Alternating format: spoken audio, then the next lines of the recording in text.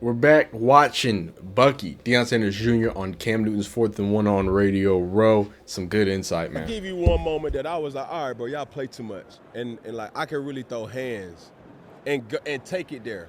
The draft prank call, Yeah. like I'm like, okay, dog.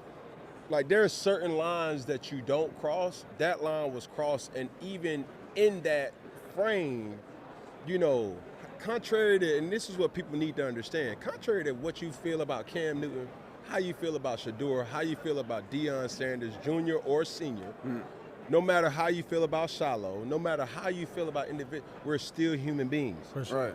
And 100%. when you do certain things, it's going to evoke a human reaction. So as those things are happening, it's like, all right, dog, you gonna fool around and find out, Yeah. you know, what that prescription you subscribing for. Yeah. So, yeah, I think that's a lot to me. But you know, how does those type of situations bring the family closer, or how it make you guys feel? Yeah, everybody just got to be comfortable with themselves and know who they are, and then you just got to be there for one another. Yeah. You know, we always around each other. We do everything together. Yeah. We don't only work together. We be out of town together. We vacation together. We fight together. We fight against each other also, but that strengthens it also. Yeah. You know, so no, and you're used to it, bro. You're used to it. Yeah. You know, you were the first to do many things that we see just black quarterbacks do today, and you used to it. Yeah. Like some stuff can't phase you, but like you said, some stuff they might catch you at the right time of day. Like, all right, bro. For sure. Yeah. They try to control the response. Like you can't control my reaction. Yeah. For sure. But Yeah, so- I wanted to peep, and that's something that I guess none of us can really relate to other than you. And Cam kids will have to relate to it, but the child of a star. You instantly born into stardom, right? As a normal kid can just go to school and be like, chill. It's like, that's Deion, in your name, that's Deion Sanders Jr. Yeah. Like, bro, that's a whole Nothing nother. hiding from that. I've been famous, you know what I'm saying? Like, what does that look like? And what are some things that your dad or your parents as a whole, like, put into you all to balance this type of lifestyle? Well, you know what? I never lived with my dad. That's a good question. I always lived with my mom, like across town, like in Cedar Hill or just wherever my mom said. I never lived like in the same house as my dad. Yeah. I would always go visit him and Yeah. always like stay over there for weeks in the summer, but I never just lived with him. So I kind of have a different experience than my brothers, but they're still great down-to-earth individuals. Yeah. But growing up, you shy away from your name sometimes because people treat you specific ways. Like, say you go to Neiman Marcus and they don't even look at you. Then they see what your name is. Like, now that you could, okay, he's up there. Yeah. Now you want something? You want to buy something? Yeah. You ain't asked me if I want to second buy ago. Yeah, that's a Yeah. stupid example, but like Yeah. just that, and you get that dealing with just people on a daily basis, like growing up. And then say people get in trouble in class for talking. They'll get mad at you like, oh, you feel like you could just talk because you're Deion Sanders' son. Yeah. I'm like, well, what about my homeboy?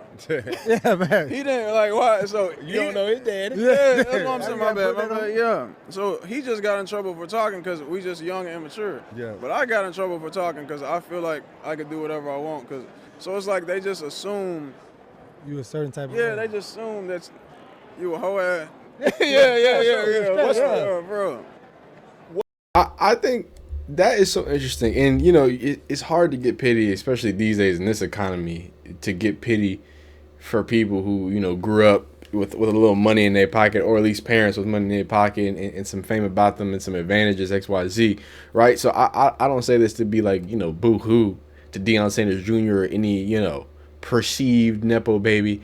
But there is a difference, right? There is a difference that you have to, you know, speak about just from a human aspect, to be like, dang, man, you did have to deal with people looking at you differently, right? Your name, which if you be keeping up with Zaire Franklin in Club 520, everybody should know by now the names are important, and that name that you carry can garner you access, but at the same time can deny you access, right? It can put you.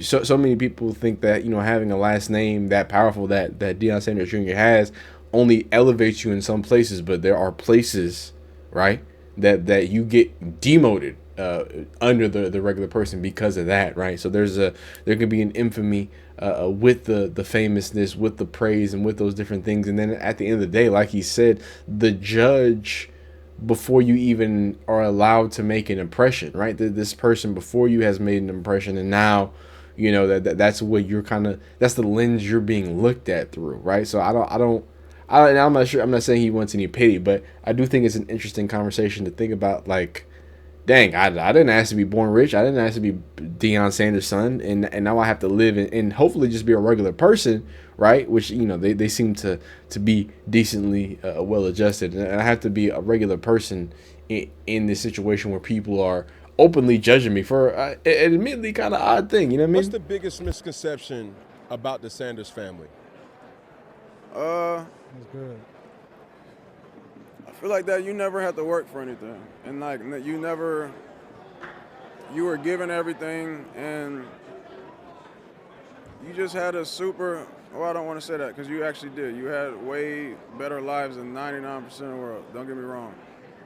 But yeah, you don't know just real life. You don't know what people go through on a daily basis. You don't know real life problems, and you never had to work for anything. And that's, yeah. My last question, and it requires you to kind of pop it a little bit. You feel me? Yeah. What year could you go back? Hey, yo, what the given fuck? the same outcome that you wish you can live a second time over?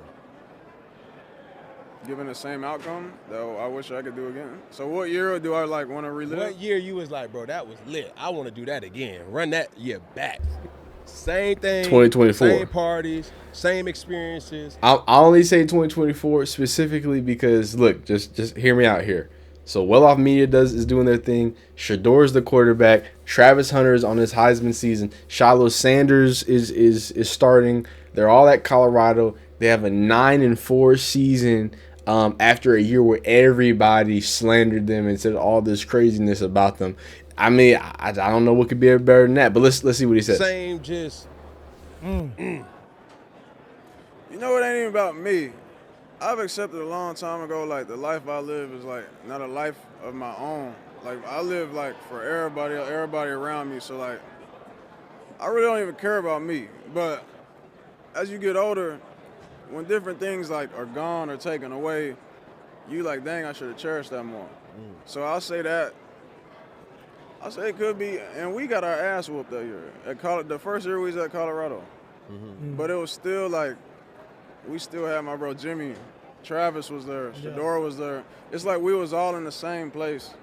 Even on breaks, if we went separate ways, everyone got to be back here at this day, at this hour. So you just knew you was going to see your family. So now it's just like, damn, I really spent all this time with my brothers and my dad, everybody, and you had to be here. And now everyone's scattered around doing their own thing. So it's like, damn, I really should have cherished those moments more.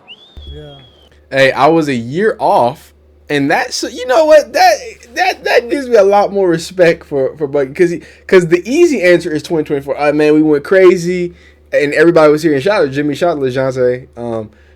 Xavier Weaver was there in 2023, the first year, obviously. So even losing all those games, that's the year he wanted to happen again. Obviously, the popularity was through the roof. Colorado football was must watch TV. That was a fun year of college football. I gotta be honest with you. But yeah, man, I can't. I can't. That is super inspiring. That, hey, nah, man, it's not really about, oh, we did good or we did this and XYZ LMLP. Nah, it was really about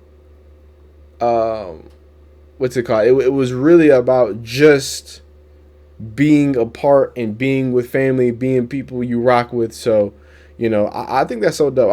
I think the conversations that Bucky has, I think that the perspective he has, seeing all things, being the older brother, being the one I think, is asked to put out fires and stuff like that, it's got to be very unique. So it's just dope to get his perspective. I think it's some good conversations to be had. So make sure y'all go watch the rest of it. It's still good little 8 minutes left. I ain't trying to steal all the content, Cam, but I just wanted to pick the mind of Deion Sanders Jr. Y'all let me know how y'all feel down below in the comments, and we'll see you next time.